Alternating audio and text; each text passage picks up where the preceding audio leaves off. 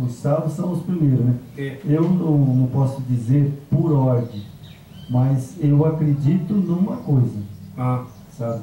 Moisés, né? Elias, né? E Davi, Jacó. Moisés, né? pelo que a gente entendeu, ele já está lá com o Criador. Sim. Moisés está lá. Tem, assim, dentro do contexto bíblico, Ele está lá no céu. as pessoas às vezes falam. Está Moisés, Enoque, Agora, Elias. Né? eu não vi. Né? Ele não deu prazer para você ver nem para mim ver. Mas segundo, né, fala as escrituras que eles estão lá. Né? É que ali quando Yeshua foi orar, que veio aquela nuvem, ele viu Enoque, Moisés e Elias. Foi? Ali em Jerusalém, né? Então dá a entender que Moisés, ele foi ressuscitado ou foi levado para o céu, ali depois que ele morreu no monte, né? Ele foi resgatado. Né?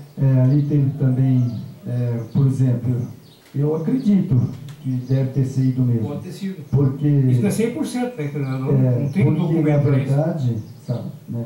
Porque na verdade nós não temos como Documento provar, né? Mas eu acredito que ele deve ter subido, sabe? Vamos supor,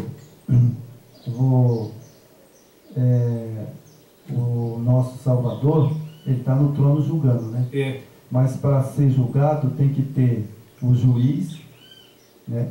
Tem que ter a testemunha, né?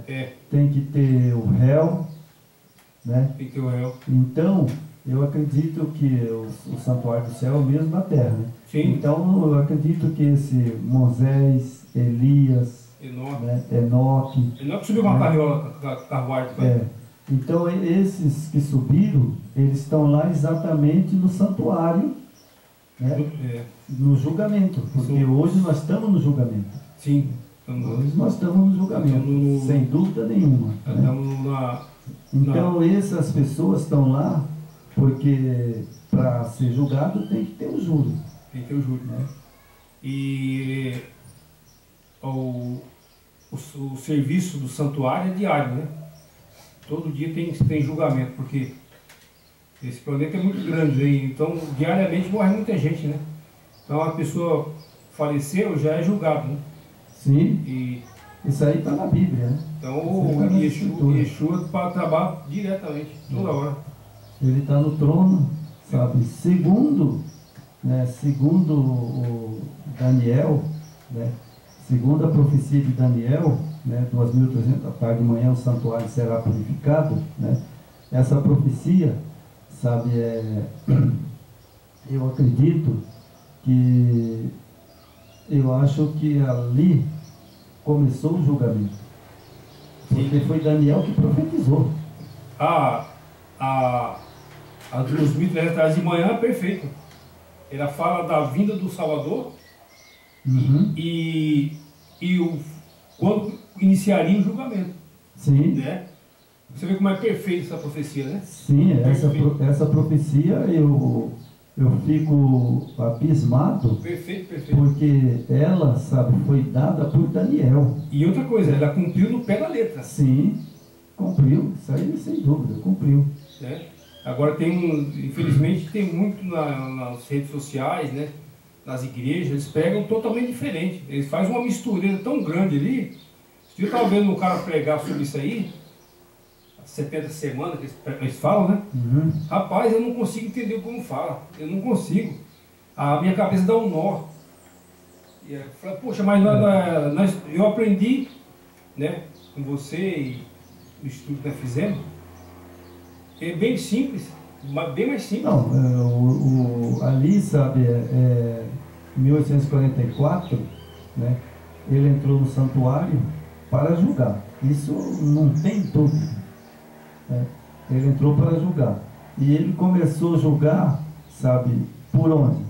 Por os primeiros. Os primeiros. Quem morreu primeiro? E depois de Adão e Eva, né? Aí veio as nações, né? Sim, veio vindo as nações, mas quem morreu primeiro foi o Adão ou Eva, não sei quem foi dos dois, né? Ninguém sabe. E quando começou o juízo final, eu não tenho dúvida, foi em 1844. A profecia foi uma ponta para isso. Sim, sem dúvida nenhuma. Aí, tanto ela aponta, sabe, tanto ela aponta, como você vê na Bíblia, né, que ele teria que sair do santuário, né, e começou o juízo. Exatamente. Certo? Agora, quando vai terminar, a gente não sabe. Não sabe. Né? Eu sei que está perto dele voltar, né? Não está longe, não. Nós estamos vivendo uns tempos que nós estamos vivendo na nossa época, no nosso tempo, né? O que está acontecendo no mundo, no planeta, né? E Jesus disse que quando houver guerra, rumor de guerra, né? Corrupção, mentira, engano, pai contra filho, filho contra pai, né? A maldade imperar, o esfriamento do amor das pessoas. As pessoas hoje é fria, ninguém ama mais ninguém. Assim, então, eu vejo pelos familiares meus, né? Pelos meus familiares, pelos meus amigos, entre aspas, que a gente tinha, os falsos amigos, né? Cadê os meus amigos? Cadê os caras que falaram que eram os meus amigos? Né? Meus parentes, né? A gente vê a frieza, a falsidade nos olhos das pessoas. É verdade. Então eu só sei reta final, filho. Eu só sei que essa verdade é pura, né? Porque o julgamento, sabe, no céu, isso aconteceu, né?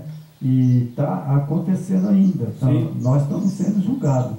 Agora, se meu nome já passou lá, sabe, eu não vou saber. Ainda não, porque só quando falecer, né? Você entendeu?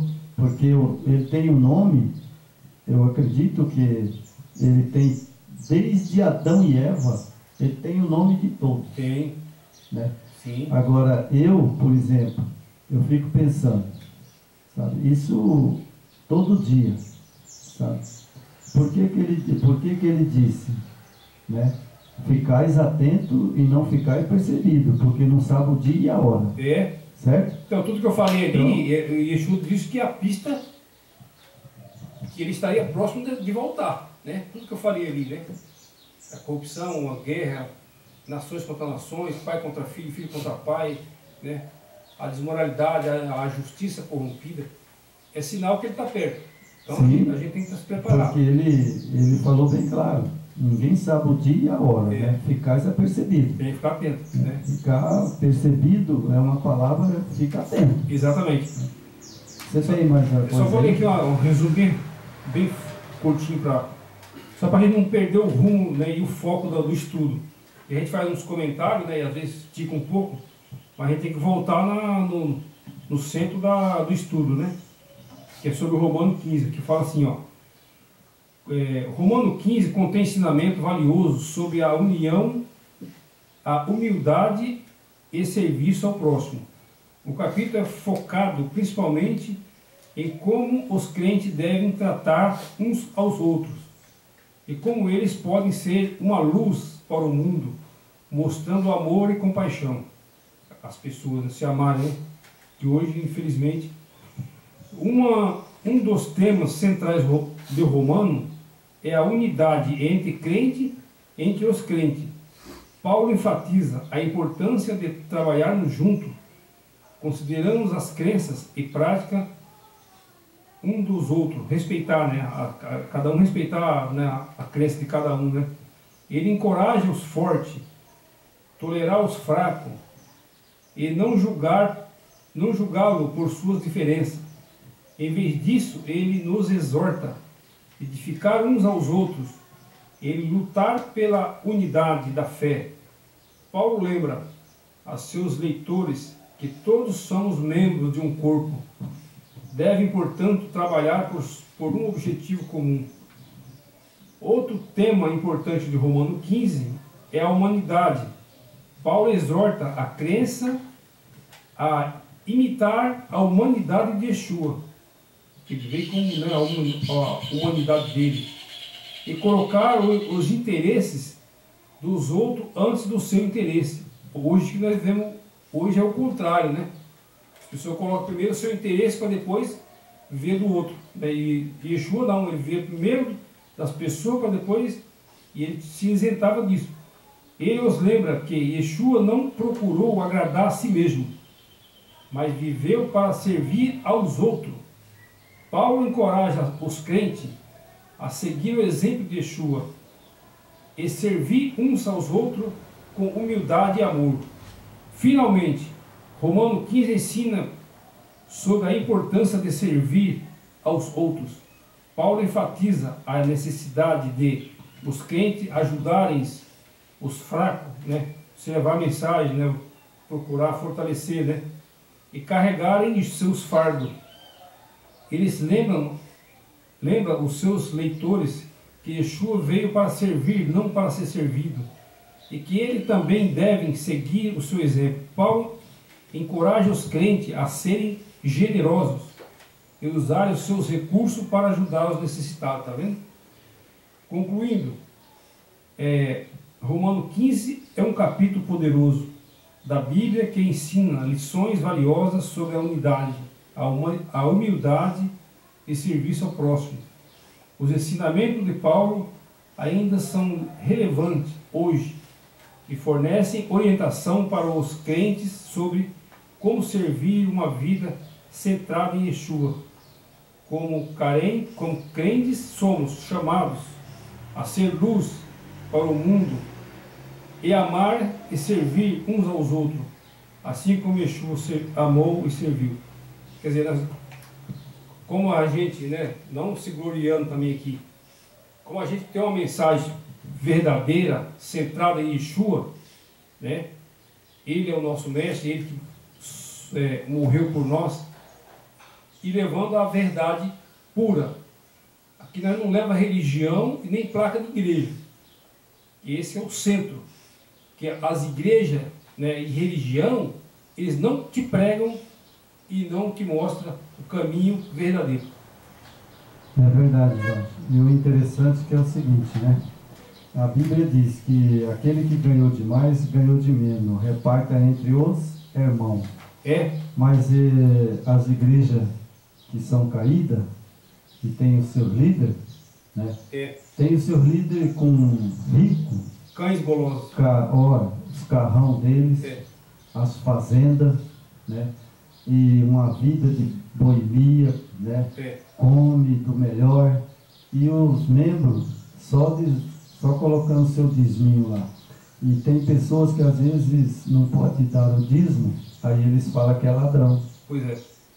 São cruel. É totalmente ao contrário, né? É tipo, Yeshua veio para servir e não para ser servido. Esses cão golosos, esses falsos profetas, falsos pastores, eles querem ser servidos, ao contrário do Salvador. E ao contrário, esses homens querem ser servidos, né? Aproveitar da ignorância do povo, que o povo não tem instrução, é um povo fraco, né? Na fé, fraco no conhecimento, não busca conhecimento, vai em conversa, em fábulas, são fracos. E esses cães golosos aproveitam, então eles são servidos, né, irmão João? É verdade. E o interessante, irmão, sabe, que eu vejo, sabe, né, as pessoas que eu já fiz muito, né, o diabo, Satanás, ele é tão sagaz que ele manifesta dentro dessas igrejas. E aí vem lá o pastor, sabe, e chega lá e coloca a mão, sabe, e sai Satanás, né? Tal, aquela coisa. Mas aí eu pergunto, aquele que não guarda a lei, transgride os mandamentos, comete pecado. Como é que um cara que transgride os mandamentos está no pecado vai expulsar demônio? Jamais. Mentira de Satanás. É uma fraude. Isso aí ele faz ele já é craque nisso. Eu estava falando um dia para um amigo meu. Ele já é craque. Satanás ele aprendeu e ele tem a testa grande, ele é inteligente. Nossa. Aí ele pega, faz o quê? Vai lá, faz aquela bagunça e o pastor passa por ser um grande homem de Deus. Mentira. Verdade. Mentira. É um transgressor da lei. Na verdade, esses homens aí, esses homens que falam que é homem de Deus, das igrejas, né? eles são instrumentos de Satanás, né? Eles são, quando fala que ali é morada de demônio, né? A Bíblia está perfeita, ali é morada de demônio. E quem está no púlpito hoje é o demônio. Não é homem de Criador. É verdade. São demônios. Então vamos encerrar, né? Fazer uma oração agora. Vamos lá. Querido Pai, Yahweh, Yeshua HaMashiach, nesse momento entregamos nossas vidas a Ti, pelo Santo Sábado, pela Tua grandeza e misericórdia que o Senhor tem do Teu povo aqui na terra. Pedimos a Ti, Pai, que livra-nos desses carrascos, dessas mentiras, desse povo que não tem amor por Ti. Eu peço que perdoa os nossos pecados se nós falhamos contigo, Pai. E se falhamos com Teu Filho amado também, nós pedimos perdão e misericórdia, porque somos seres humanos. Amém. Amém.